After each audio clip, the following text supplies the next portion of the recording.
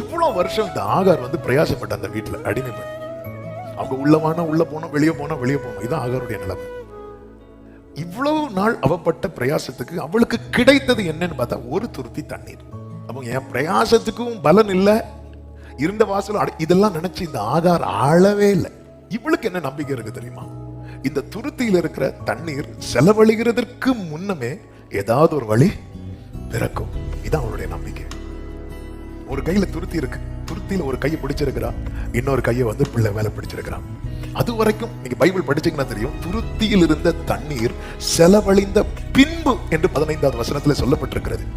அது செலவழிகிறது வரைக்கும் அவ அழல, செலவழிந்த பின்பு, அதாவது நம்பிக்கைக்கு மிஞ்சின காரியம் அவன் ஒண்ணு நம்பியிருந்தான் பாருங்க, அதுக்கு மிஞ்சின காரியம் அவனுக்கு நடந்துட்டு.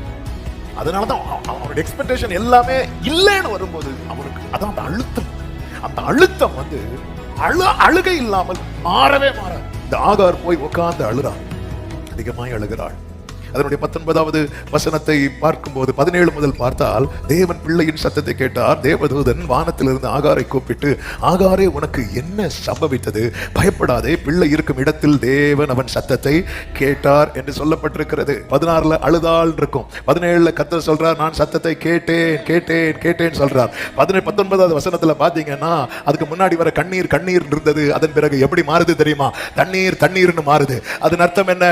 ஆமே, கண்ணீர் வந்து வலியின் அடையாளம் என்றால் தண்ணீர் வாழ்வின் அடையாளம். ஹல்லேலூயா. உங்களை வலியின் அடையாளமாகவே இந்த உலகம் பார்க்கலாம். கர்த்தர் இடைப்பட்டால் வலியின் அடையாளம் எல்லாம் வாழ்வின் அடையாளமாக மாறும். ஆமே, கண்ணீர் என் கடந்த காலமாகும், தண்ணீர் என் எதிர்காலமாகும். சத்தமா ஆமென் சொல்லுங்க பார்க்கலாம்.